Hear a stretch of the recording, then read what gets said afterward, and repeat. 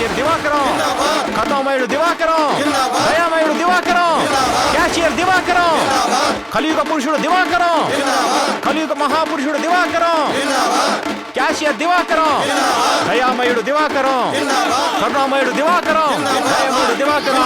ఏంటి మనోడా, ఏంటి సంగతి? బ్యాంక్ క్యాషియర్ అందరికి డబ్బిస్తున్నాడు. పదండి. ఇదిగో వెంకీ, ఎవరే దివాకరం? మన బ్యాంక్ క్యాషియర్ అందరికి డబ్బు మరి ఇస్తున్నాడు. మాకు ఇస్తారా? పదండి పదండి. డబ్బులు తీసుకుందాం. కరుణామయుడు దివాకరం. అంతగా పోడుతారు. అసలు ఏం చేశాడు అతను? ఆయనే చేశాడు. ఉండవా, అంతా అతనే చేశాడు అంటారు. అసలు ఏం చేశాడు అసలు? ఆయన ఏం చేశారో చెప్తే మీలో ఒక్కడు కూడా ఇక్కడ ఉండడు.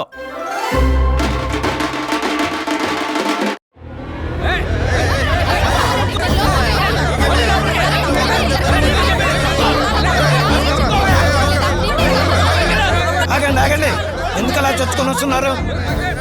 ఈ రోజు బ్యాంకులో రుణమాఫీలే లేవే. రుణమాఫీ కాదండి, ఫ్రీగా డబ్బులు ఇస్తున్నారనే వచ్చాం. ఎరా డబ్బులు ఫ్రీగా ఇవ్వడం ఏంటి? ఎవరిచ్చారు? అదేనండి మీ క్యాషియర్ దివాకరం. ఏయ్, నువ్వు వెళ్ళి దివాకరాన్ని పిలు. Okay sir. దివాకరం గారు, మేనేజర్ గారు పిలుస్తున్నారు మిమ్మల్ని. సార్, ఏంటయ్యా దివాకరం, మన బ్యాంకు డబ్బులు ఫ్రీగా పంచుతానన్నావా? నేనెందుకు పంచుతాను సార్? నాకేం అవసరం? ఆ వెంకీగాడికి ఇచ్చి మాకేవటాకేంటి? వెంకీగాడ్ అంటే ఇందాక వచ్చి 10 లక్షలు డ్రా చేసి తీసుకెళ్ళాడు, అతనేనా? అతనే. ఆ,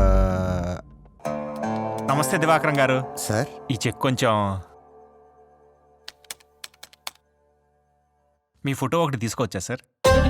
నా ఫోటో ఎందుకు? మీలాంటి వాళ్ళ ఫోటో గుళ్ళో ఎలాగో పెట్టలేను కదా సార్, కనీసం ఫోన్లో అయినా పెట్టుకుందామని సార్. కొంచెం బ్యాక్ సార్. అది అతని డబ్బు, అతను తీసుకెళ్ళాడు. నేనివ్వడం ఏమిటి? మాట మార్చుకో. ఒకడికి ఇచ్చి మిగతా మీరు నొక్కేద్దాం అనుకుంటున్నారా? అబ్బా, వాడెవడో మిమ్మల్ని పిచ్చోళ్ళని చేసి ఇక్కడికి పంపాడు. వెళ్ళి వాడిని అడగండి.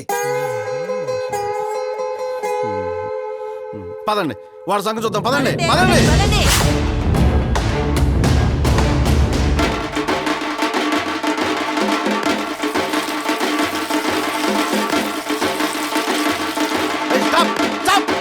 వాట్ హెల్ ఈస్ గోయింగ్ అని ఇయర్? బుద్ధుందా? వాడేమో దేవుడా లీడరా? వాడికి చింత మొదలు కొడుతున్నారు. రే, నీ డబ్బులు నీకు ఇచ్చినోడికి పాలాభిషేకం చేస్తావా? సిగ్గుందా నీకు? ఒరే, మరి ఇదే పని నువ్వు చేసినప్పుడు నా డబ్బులు నాకు ఇచ్చినోడికి నేను ఎప్పుడు పాలాభిషేకం చేశానా? గుర్తు తెచ్చుకో.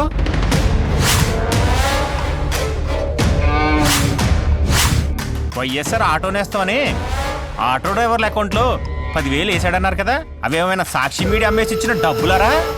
కాదండి.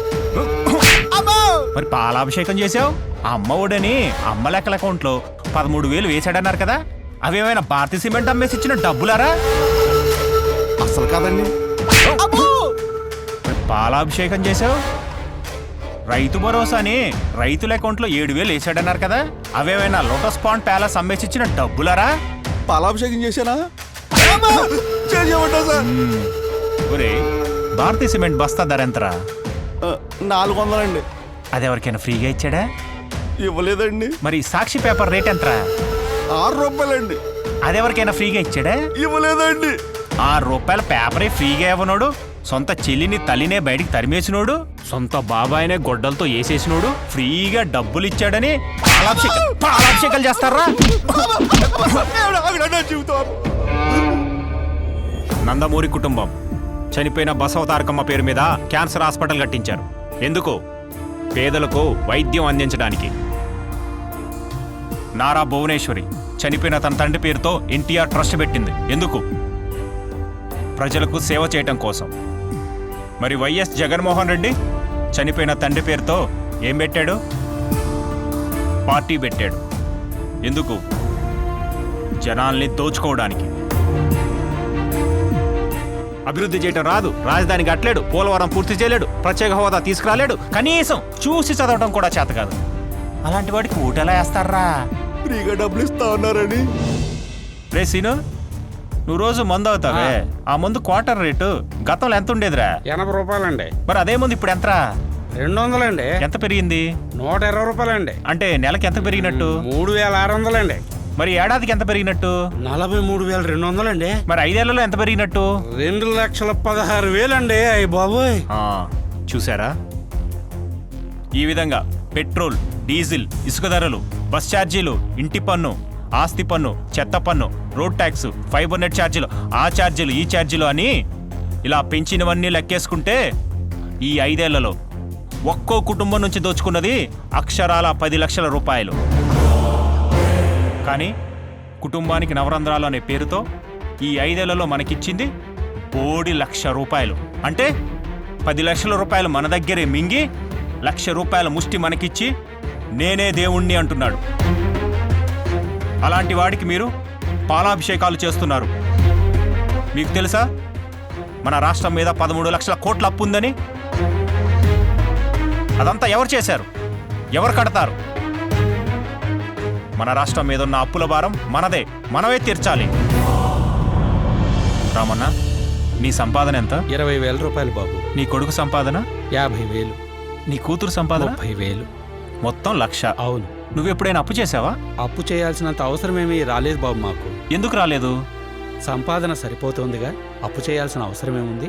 చూసారా, సంపాదన సరిపడా ఉంటే అప్పుతో అవసరమే లేదు. మరి మన రాష్ట్రానికి ఎందుకింత అప్పయింది? అయిందంతా సంపాదన లేదు కాబట్టి. సంపద సృష్టించలేనివాడు రాష్ట్రానికి అవసరం లేదు. అప్పులు చేసేవాడు అసలే వద్దు. సంపద సృష్టించి సంక్షేమ పథకాలు ఇవ్వగలిగిన వాడే అసలైన నాయకుడు. అలాంటి వాడే మనకు సీఎంగా కావాలి. దేశ విదేశాలు తిరిగి ఇండస్ట్రీస్, ఇన్వెస్ట్మెంట్స్ తీసుకురావాలి. అంతేగాని ప్యాలెస్ దాటి బయటికి రాని పిరికోడికి ఈ రాష్ట్రాన్ని అప్పచెప్పకూడదు. వీడికి కియాలో ఉద్యోగం, సంవత్సరానికి 10 లక్షల జీతం. వీడిది సాఫ్ట్వేర్ ఉద్యోగం, సంవత్సరానికి 12 లక్షల జీతం. వీడిది హీరో మోటార్స్లో ఉద్యోగం, నెలకి 85,000 జీతం. వీళ్ళలో ఎవరూ కూడా ప్రభుత్వం బటన్ నొక్కిచ్చే పథకాల మీద ఆధారపడి బతకట్లేదు. రివర్స్లో వీళ్ళ జీతాల నుంచి ట్యాక్స్ కట్టి ప్రభుత్వాన్ని బతికిస్తున్నారు. నిజానికి ప్రభుత్వం చేయాల్సిన పనిది. పరిశ్రమలు తీసుకొచ్చి ఉద్యోగాలు కల్పిస్తే ప్రజలే ప్రభుత్వాన్ని పోషిస్తారు. అప్పుడు ప్రభుత్వం ఇచ్చే పథకాల మీద ఆధారపడాల్సిన అవసరం ఉండదు. బటన్ నొక్కడమే పరిపాలన అనుకుంటే అవ్వా, ఇలారా. ఏంటి బాబు? నీకు బటన్ నొక్కడం వచ్చా? బాగా నొక్కుతా బాబు. విన్నారుగా, ఈ మాత్రం బటన్ నొక్కడానికి ఈ బామ్మ చాలదా? దీనికి ముఖ్యమంత్రి అనేవాడు ఒకడు కావాలా? ఆలోచించుకోండి. గోడలకు రంగులు వేసేవాడు కావాలో, మన జీవితాల్ని రంగులమయం చేసేవాడు కావాలో మీరే నిర్ణయించుకోండి. బాబు రావాలి, మన బ్రతుకులు మారాలి. బాబు రావాలి, మన బ్రతుకులు మారాలి.